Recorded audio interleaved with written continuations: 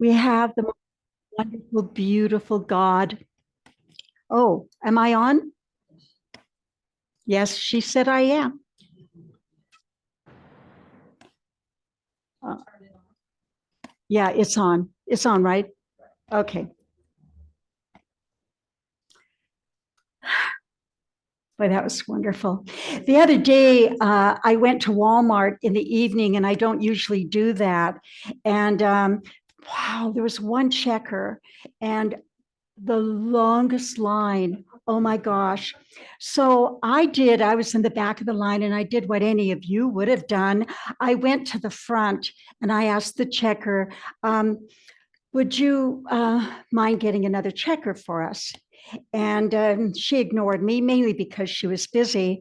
And I asked her again, really sweetly, with more authority, would you please get authority? Excuse me, would you please get a checker up here? There's 22 people in this lineup. And she so beautifully smiled at me and she said, oh, my dear, no one wants to work nights. You just have me. And she said it so sweetly, and I marveled at her lovely demeanor. It was better than mine. And I went back to my place in the long line, and I was just thinking about, wow, I kind of like this woman.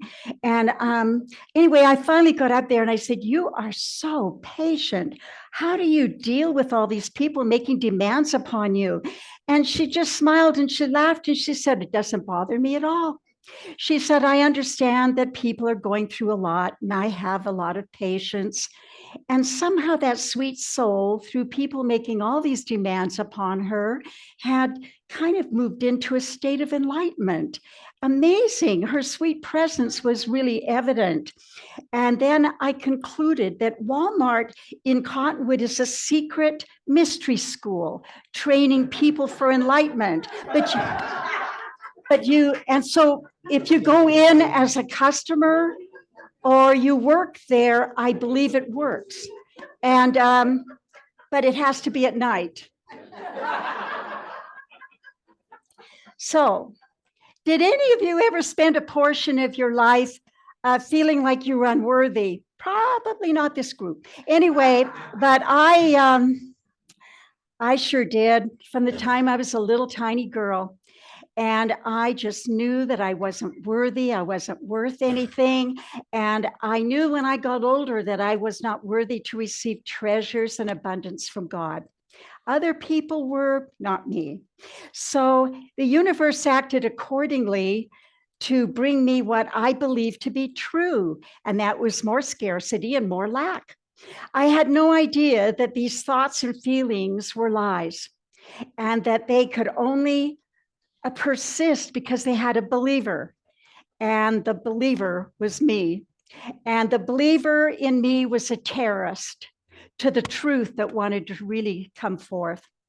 Yes, whatever we are chronically believing expands and magnifies. And I was always noticing what I didn't have. And I attracted more and more scarcity into my life.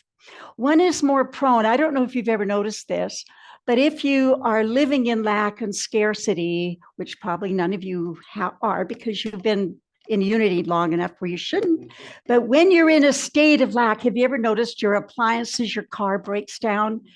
And then you have that, and then your body feels like it's in stress.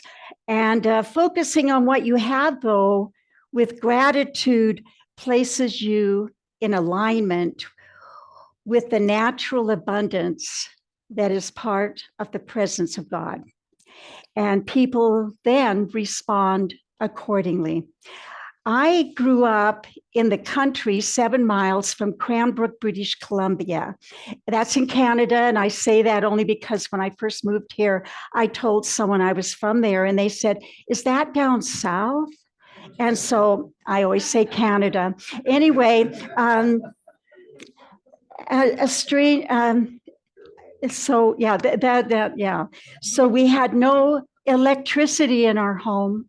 We had no inside plumbing, and we had no telephone, and we were not trying to live off the grid. actually. Uh, the preppers would have been thrilled to see how we were living. I know. They would have been impressed, but I never imagined that one day I would have 4 bathrooms in one house. But anyway, and they were all inside bathrooms. That was like, whoa. Anyway, I remember, I just have to tell you, this is so funny. My grandma would come and stay with us, right? And so she would bang on my door. That was like 1 and 2 in the morning. She had to go to the bathroom, and we were all scared of bears, and I was going to protect her from the bears. So I would go out to the bathroom with her. I remember hearing my mom and dad fighting and crying about money. And so as I grew up, I adopted the idea that there was always definitely not enough. There wasn't enough love. There wasn't enough energy. There wasn't enough well-being. And Jesus said, I came to bring you life and that you might have it more abundantly. That was never true in my case. Okay, at least during the time when I was going through my scarcity, I had no idea that everything I could ever want or desire was in the mechanism of my very own thoughts and feelings, my very own being. So the other day, a woman came over to my house complaining that she'd gotten onto Match.com and to meet a man and had ended up with someone that took her for dinner to Taco Bell. And it seemed that what had happened is that he had matched her own feeling of supply and feelings that she would never be able to make it on her fixed income. And he was sure that he wouldn't either. So there was Taco Bell for them. Anyway, and I remembered that when I was continually hardly making it, that my situation was I thought, well, I can marry someone. I'll marry somebody who will have, my mother said that. My mom raised me saying, you can just as well marry a rich man as a poor man. You all heard that, women. Anyway, and I had to get a father for my 4-year-old and my 2-year-old. So my first date took me to dinner in his convertible, and the top was broken. So he gave me a blanket. And then he parked outside the neighborhood park. And he opened up the glove compartment and took out a can of tuna. And that was our dinner. And so it didn't have any mayonnaise or relish, so I wasn't interested. But anyway, my friend admitted that my experience was worse than hers. I had lived out of alignment to the Christ's love and abundance that is in us and it's around us and it's through us. This is so interesting. My efforting to change was actually resisting the glorious energy that wanted to match up to my consciousness with infinite intelligence that held glorious ideas, held glorious joy, and plenty. I had to learn to let go of my beliefs and live in this place of infinity. You see, our beliefs determine the signals that we are emitting to the world. And all of these signals return experiences to us which are consistent with them or have the very same frequency. You all know that, right?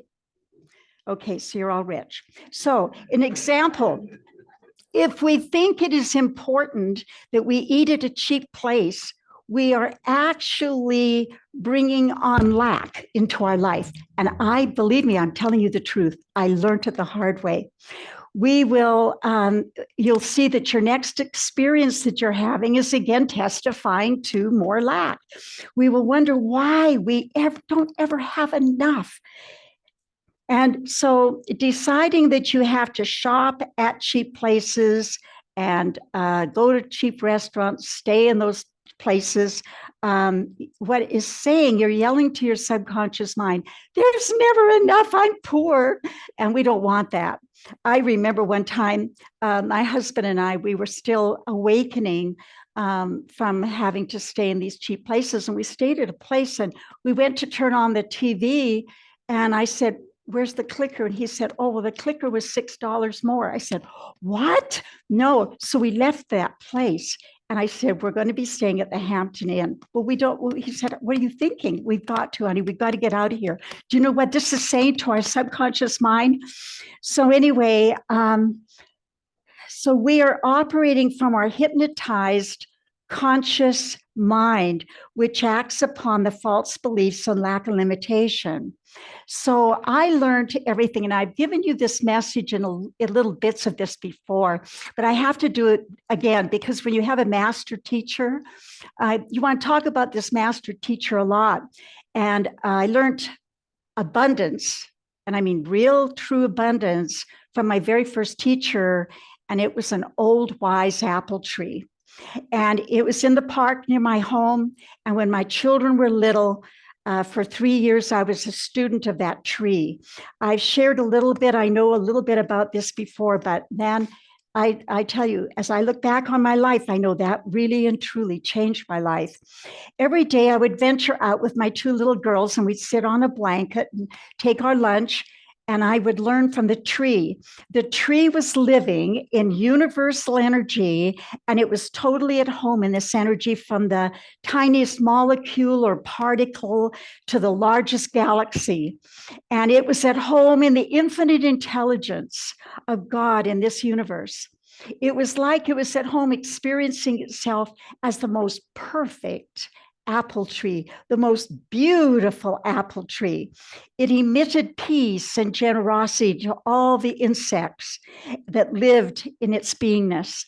The birds chirped and made happy sounds, and the tree made itself a home for multitudes of bugs and birds and squirrels and worms and ants.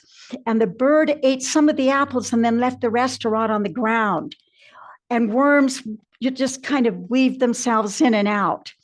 And they would eat some of the apple and then it just left it to rot.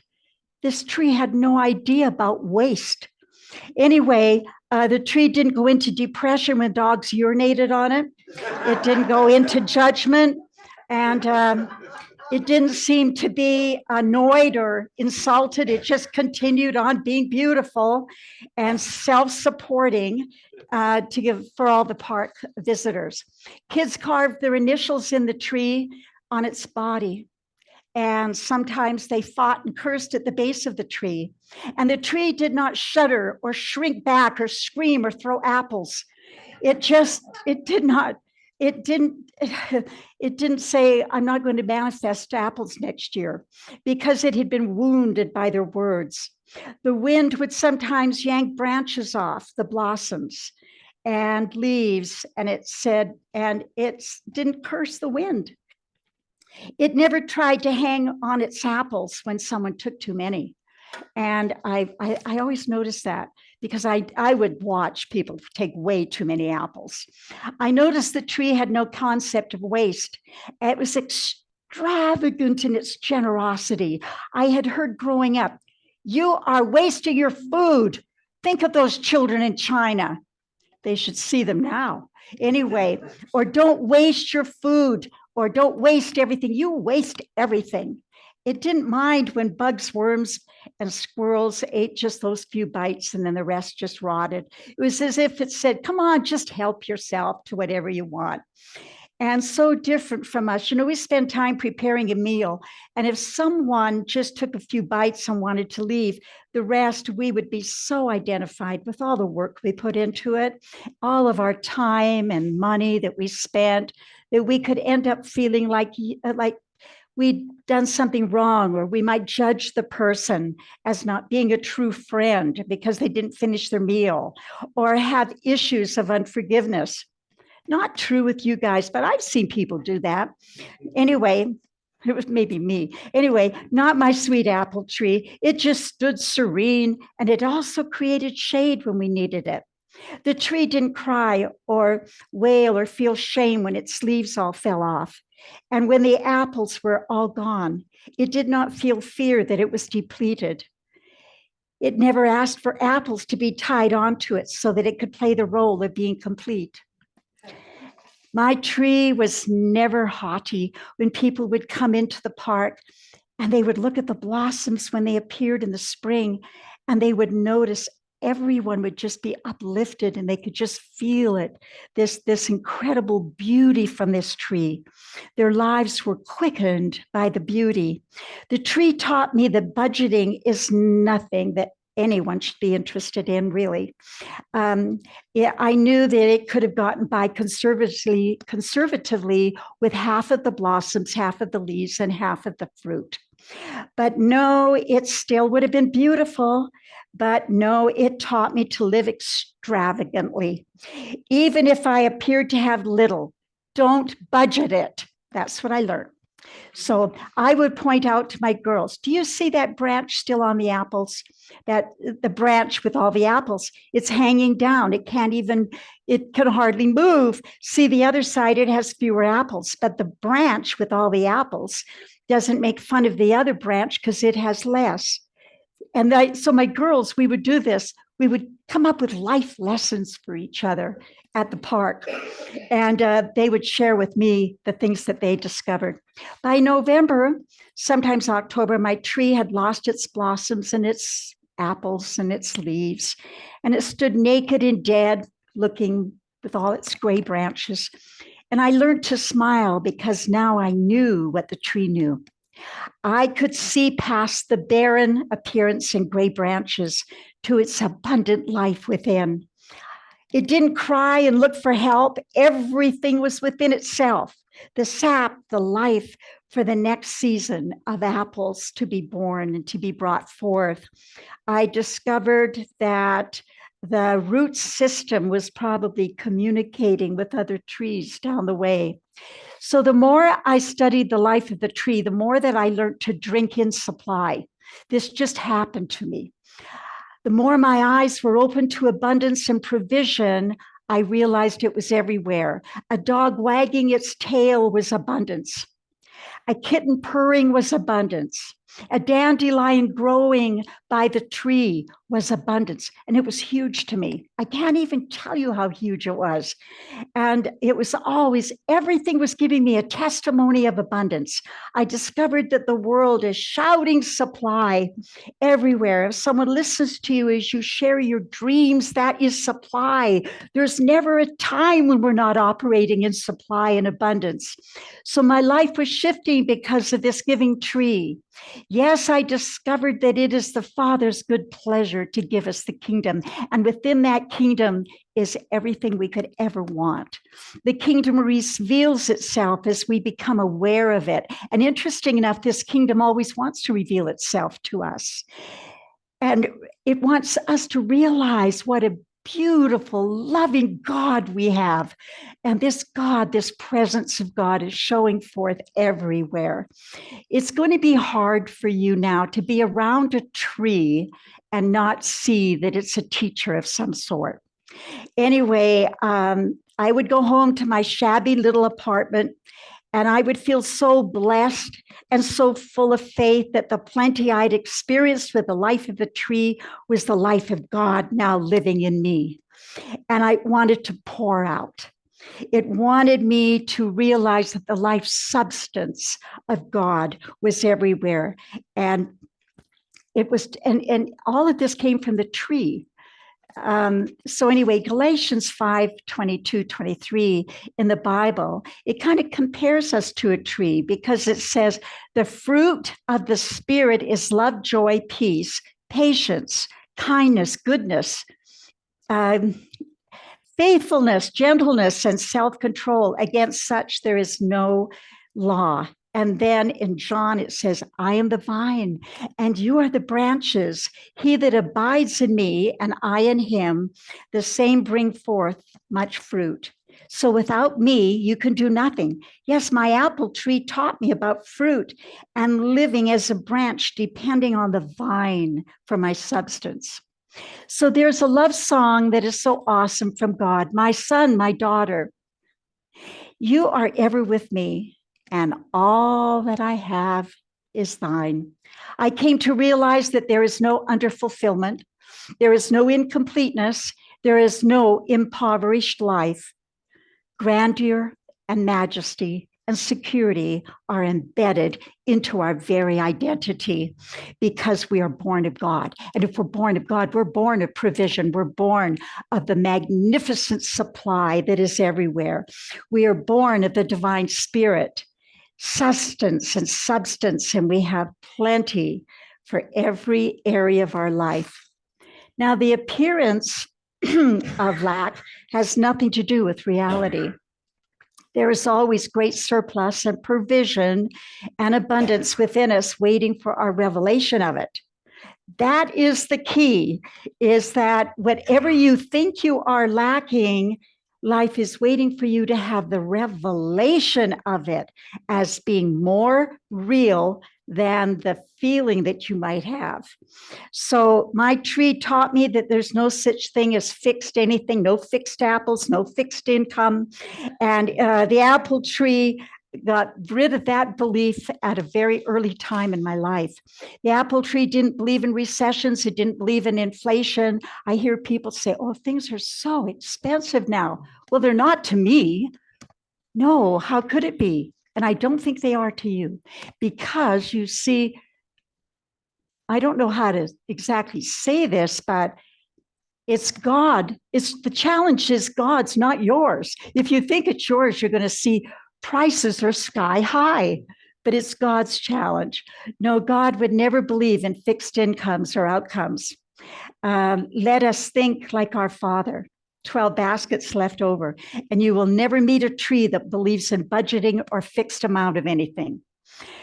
So they have overflowing blossoms and leaves. Yes, the tree taught me to drink in or breathe in supply with reverence and joy. And I learned that as I did, that I was experiencing great gobs of gratitude. And that wasn't anything that I was trying to get. Gobs of gratitude were just enveloping me all the time because I'd learned to drink in supply. I did that. So I wasn't trying to have gratitude, like I said. It was just a byproduct of living from drinking in all that is around us.